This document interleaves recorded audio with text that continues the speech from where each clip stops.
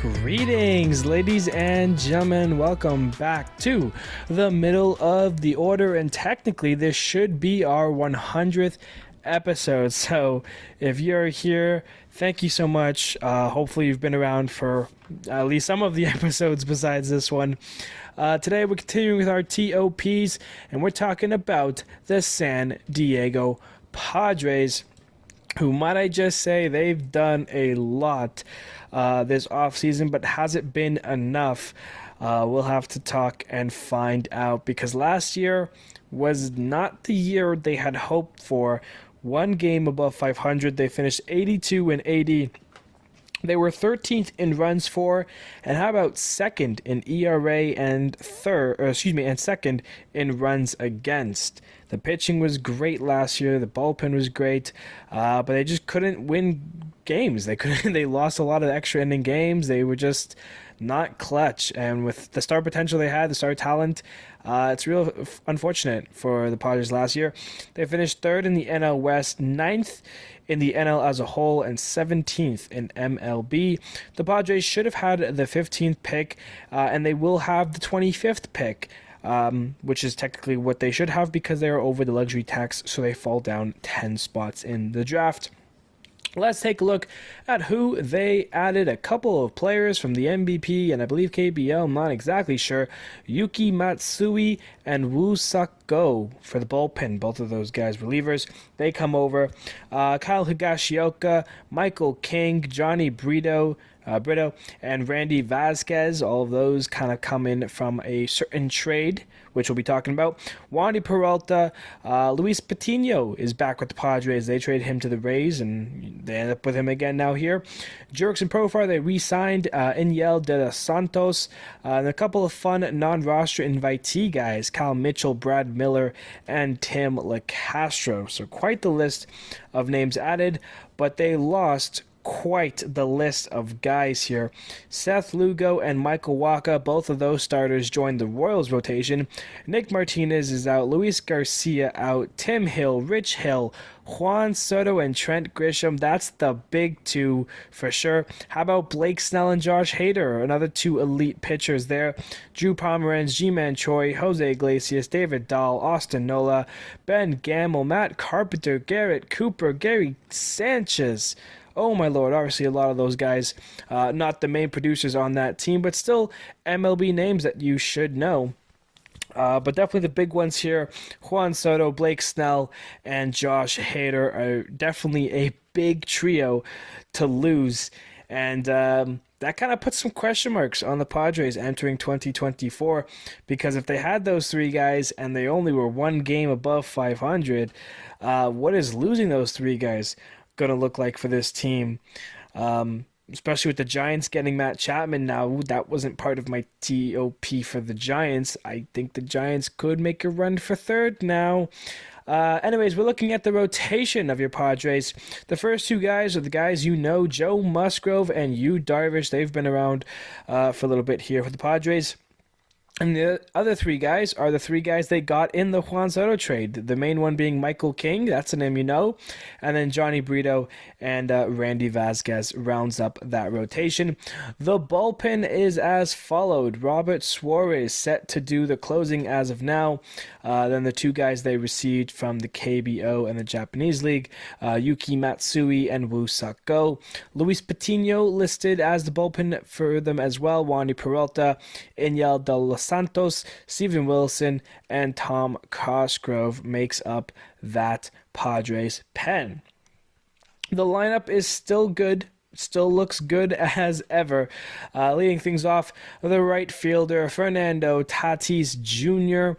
Xander Bogaerts bats second and is playing second. That's going to be interesting talk of the season for sure.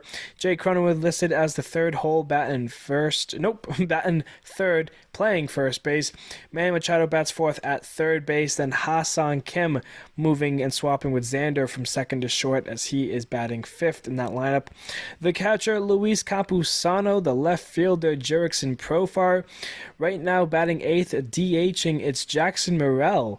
non-roster invitee top prospect in the Padres organization.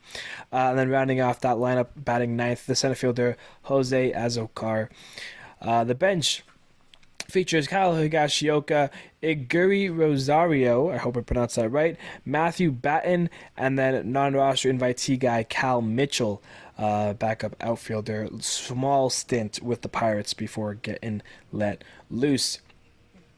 Taking a look at the Padres in the future, only two guys, Jurickson Profar and Kyle Higashioka, the two guys that come off the book at the end of this year. Ha-Seong Kim does have a mutual option with the Padres, but that's for $8 million. And the way he's been playing, if he has another good year, I mean, if I was Kim, I would definitely decline that and get some more money. So we have to see how that goes. Which makes the switch even more interesting because it's like, yeah, why are you going to try out Xander at second and move him to short? Obviously, Kim is the better defender, but does that mean he's going to be, better at short? Is Bogarts going to be better at second? It'll be very interesting to see how those two play and kind of complement each other up the middle infield now that they've swapped sides on that middle infield. So, yeah, the Padres. Last 2-3 years it's been Padres versus Dodgers, kind of the talk of the town. What was it, 2022, where it was Padres and Dodgers in the NLDS, and the Padres prevailed for the first time in the last 2-3 years. The Padres got the better of the Dodgers. Not sure if that's the case anymore. The Padres, it's a big downgrade from last year, losing Josh Hader, all-star closer, losing Blake Snell, 2-time Cy Young winner, and losing Juan Soto, young talent, exceptional bat. It's tricky. Obviously, Juan Soto is a free agent at the end of this year as well. But you have to kind of wonder what the Padres' plan is. Is the plan now prospects? Is the plan kind of, going that? Like, is that why they're trying to shed the salary and then get under the luxury tax so they can get, better picks, essentially? They have 3 prospects in the top 100, and they're in the top 30, all 3 of those guys. Jackson Morrell, who we listed right now as the opening day lineup guy, I don't think that's going to be the case. Ethan Sals, who's been, playing in spring training, the 17-year-old, getting hits, and then Dylan Lesko as well. It's a very interesting lineup, to say the least. I don't think it's going to be exactly this come opening day, but that's what Fangraphs has it projected as, so that's how we're going to be talking about said team. It is important to note, injury-wise, there isn't much to go off of. Just Manny Machado right now. He had some elbow surgery, I believe, in October, beginning of October.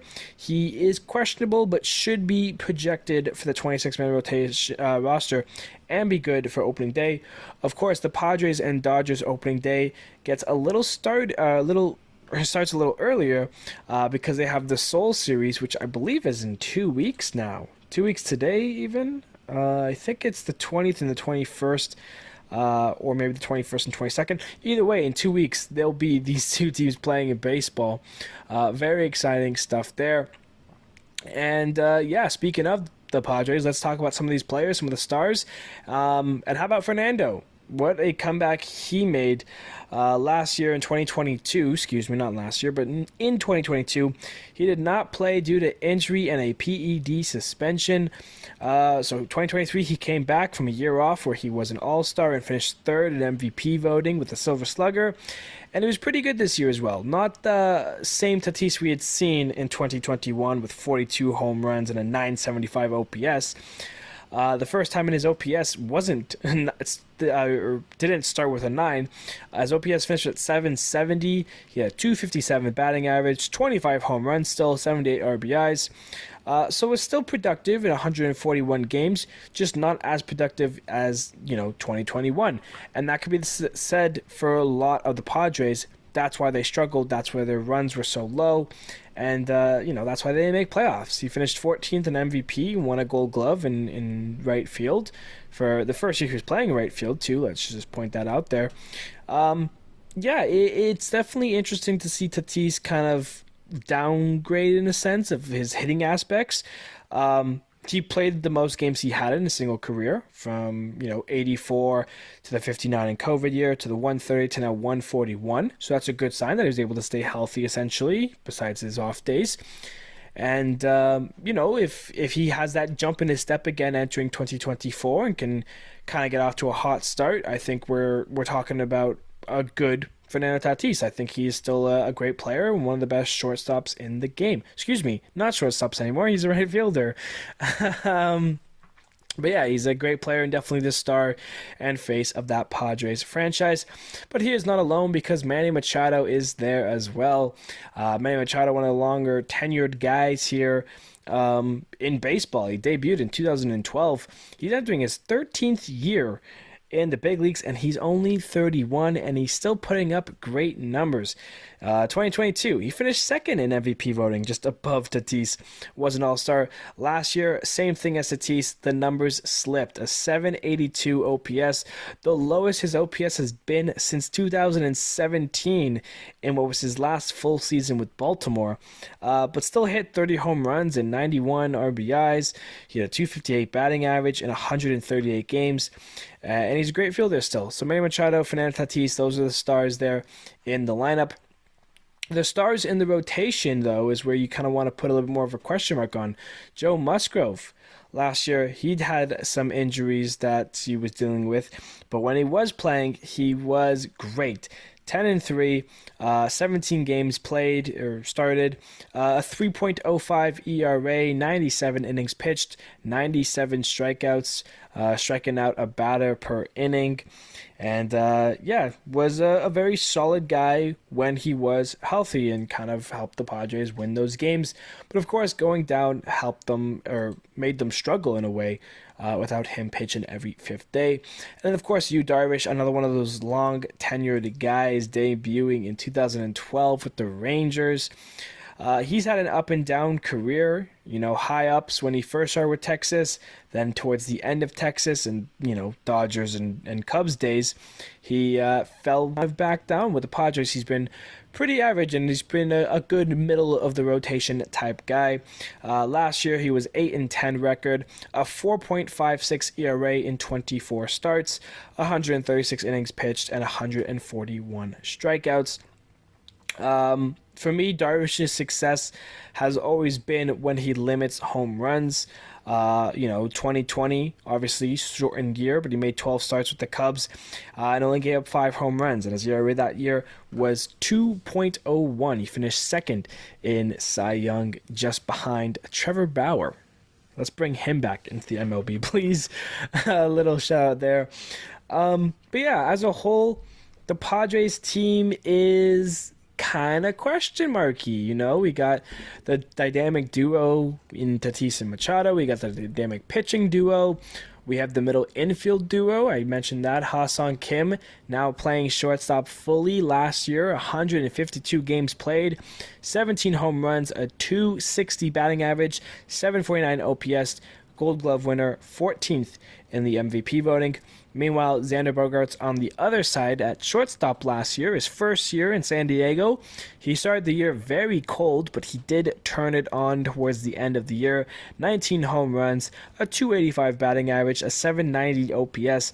That's the lowest his OPS has been since 2017 as well. So, big hits for some of the stars on the Padres. And obviously Juan Soto was a little hit or miss as well throughout the year. So, I mean, for the Padres, you had great players, but they couldn't all click together at the same time. If Machado was having a 4-for-4 day, Tatis and Bogaerts were 0-for-1, or 0-for-1, 0-for-4. They weren't all hitting together. They weren't all pitching together. The days the pitching were great, the offense was flat. The day the pitching was awful, the offense was electric. You get 10-10 games, or you had 0-0 games. There was no in between. It just always seemed to go against the Padres. And it shows in their win-loss record in extra inning games. Those extra inning games were brutal for the Padres because they couldn't get a win. It seemed like it was just kind of tricky for them once 9 innings ended. They were like, 9 innings? Yeah, okay, so team's about to head out for a little bit. So who knows? And of course, they have a young catcher as well, who I do like, Luis Campusano. And as long as he's getting his reps in, I think he's going to continue to progress. Last year, his best year by far, 49 games, small sample size, of course, 52 hits, 7 home runs, 30 RBIs, a 319 batting average, 847 OPS. You give me a full season of that, and Luis Campusano will quickly rise as a top catcher in baseball, in my mind. So all the best to him. Hopefully he does well there. But yeah, I think it's going to be tricky for the Padres in that NL West. Obviously, the Diamondbacks made a lot of improvements, and they were the NL champs last year. And of course, the Dodgers made plenty of improvements, getting Yamamoto, Otani, Glass now. So yeah, it was just tough. I feel like for the Padres, yet. It just seems unlikely for the Padres to be making such, big splashes in 2024 when they've lost so much. I feel like it's just too much to replace. I don't think, bringing over Michael King in the trade and Yuki Matsui and Woo Sako, like, those guys aren't replacing Blake Snell, Josh Hader, Juan Soto. Like, I think I'm not sure which Padres said it. It was either Machado or Tatis, I believe. But, like, you can't replace Soto's run potential and what he was able to do. It's just, it was too little. It just wasn't, like, great. It's just not great to have that, like, leave your team and expect to be close to the same thing. I mean, for them to be 500 team again this year essentially is the success, to be anywhere close to 80 and 80, 80 and 82, 81, 81, like 500 should be, obviously the goal is to make playoffs and get through that. But I mean, I have them sitting around 82 wins, 81, 82 wins. It's very tricky. Yeah, we talked about the Marlins and how amazing they were in one-run games. The Padres were the opposite. They lost 23 one-run games and only won 8, I believe, if I did the math there correctly. So yeah, 8 and 23 in one-run games. Well, the Marlins were like 33 and like 14 or something. Like, it was, or like even less than that even. It was just the factors of clutch that kind of let the Padres down last year. And I mean, they could be of a more clutch team this year, 100%. They can have their moments of walk-offs and getting through the ninth inning without letting them come back in a game. But I mean, without Blake Snell every fifth start being Cy Young numbers, without Juan Soto batting third in your lineup, without Hader in the back of your bullpen, like, I'm not really familiar too much with Robert Suarez. I believe he's the pitcher that gave up the home run to Bryce Harper in the NLCS in 2022 that kind of secured it for the Phillies. So, I mean, for having that as, like, the guy, like, that's what I remember you from, that's already kind of a tough thing here. Fangraphs has a predicted ERA of 4.10, 22 saves, 7 for Yuki Matsui, who has a 3.34 ERA. So, it'll be interesting to see how the Padres, go with their closing situation. Who's going to get the most games out of it? Will they get a lot of chances to close games? Like, it's, they're going to have games where the stars are shining, and Machado's 3 for 3, and Xander's doing things, and Tatis has 2 home runs, and they're going to win 14-4. But I think they're going to have their struggles too, and especially when they play tougher teams like the Braves and Phillies. Even the Marlins might give the Padres some run for the money. So, and that's just listing the NL East teams, but as a whole, I'm not sure how I feel about the Padres, in regards to how much success they can get this year. I feel like the Twins, which we did earlier today, they have a higher ceiling. Like, if everything's clicking, if Buxton and Lewis are healthy, the Twins can win 90. If everything is clicking for the Padres, what's the ceiling and what is everything clicking? I mean, Johnny Brito and Randy Vasquez together don't even have a full year under their belt. Like, they've had small stints with the Yankees last year. So, what can the 26-year-old, 25-year-old guys that you got for Soto, what can they give you in the 4-hole and the 5-hole in that rotation? It's too many questions and what ifs to put on a confident playoff contending team at the start of the season. Maybe they prove everyone wrong and they show up and they win the division. 100% possible, but I think it's going to be an uphill battle for the Padres. And, I mean, entering 2024, I'm going to be doubting the Padres and their chances this year. The over-under, it's a great line from FanDuel, 81.5. I was saying the line is 81-82. That's exactly what the line is for the Padres. That's where I'm sitting at them. So flip a coin. Are they going to win 82 or they're going to win 81 games? But that's exactly the line that I was having and the line that I think the Padres are going to sit at. But I'm going to take the under. I just don't have faith in that rotation. I don't like, you trust one rookie, trust two rookies in a new year, sure.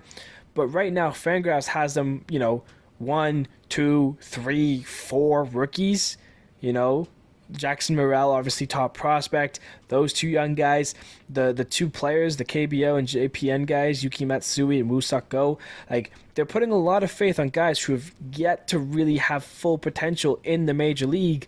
And for me, that doesn't spell a winning team. So give me the under on the Padres. But prove me wrong, San Diego. Have a good year this year. Thank you, everybody, so much for listening to this TOP. We got 2 more tomorrow, and that would be 2/3 of our TOPs done. 1 more week left after tomorrow. So get ready for that. Tune in. We have an NL Central team and an AL West team. That one should be pretty obvious for you guys. Thank you, everybody, so much, and I will see you guys tomorrow.